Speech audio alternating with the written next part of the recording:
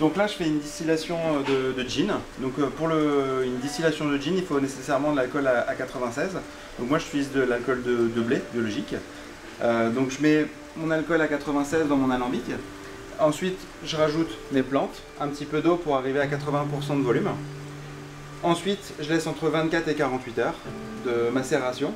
Au moment de la distillation du coup je vais rajouter de l'eau pour arriver à 40% de volume d'alcool. Ensuite l'ébullition va faire que du coup l'éthanol s'en va bout avant l'eau, ce qui fait que du coup à 74 degrés Celsius pour ma cube là, je vais avoir une ébullition de l'alcool. Donc l'alcool va s'évaporer tout doucement pour passer là du chapiteau jusque dans le col de cygne et du col de cygne jusqu'au strapontin. Donc du coup la vapeur quand elle va arriver au niveau de l'eau froide, elle va se condenser et donc du coup ça va se transformer en alcool. Donc là on va avoir l'alcool qui va couler d'ici quelques minutes. Donc quand ça va couler en premier, on va avoir de l'alcool qui va titrer aux alentours de 80-85% de volume. Ensuite, au bout de quelques heures, du coup on va avoir l'alcomètre qui va remonter parce que du coup il y aura moins d'alcool dans l'alambic, beaucoup plus d'eau qui passera en vapeur. Donc plus d'eau veut dire du coup moins d'alcool dedans. Et vers les 55% de volume, je vais couper mon gin. Parce que du coup, quand je vais goûter le gin vers les 55% de volume, il sera un peu moins bon. Aujourd'hui, je distille gin mist. Donc c'est baie de genévrier, de la coriandre, de la lemongrass, de la racine d'angélique et du houblon. C'est 5 plantes qui font du coup mon gin mist. Donc là, c'est une grosse quantité de plantes dans mon alambic. Ces plantes-là, une fois la distillation faite, je vais les mettre du coup dans mon compost. Ça va me servir aussi de paillage également et ça fait un des meilleurs composts qu'on peut trouver.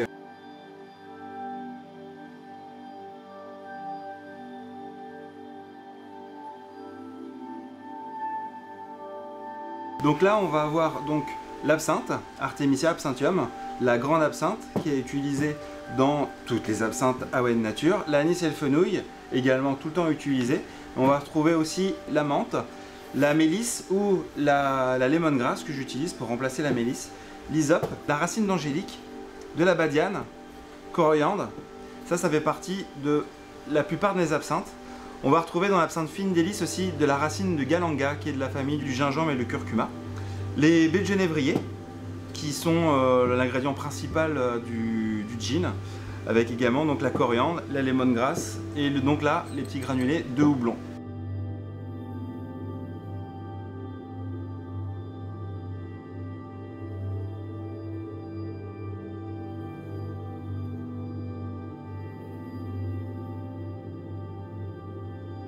Donc là on a l'hysope, c'est une plante méditerranéenne qu'on retrouve dans toutes les absinthes AON Nature.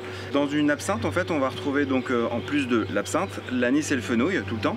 Et très souvent la menthe, la mélisse, l'hysope, la racine d'angélique et la badiane.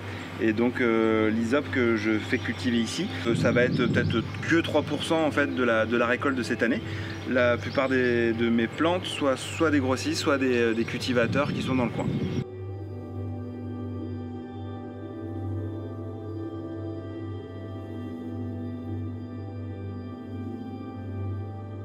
Donc là on va trouver l'herbe de bison. L'herbe de bison du coup c'est une plante qu'on met assez régulièrement dans des vodkas pour donner une très bonne aromatique.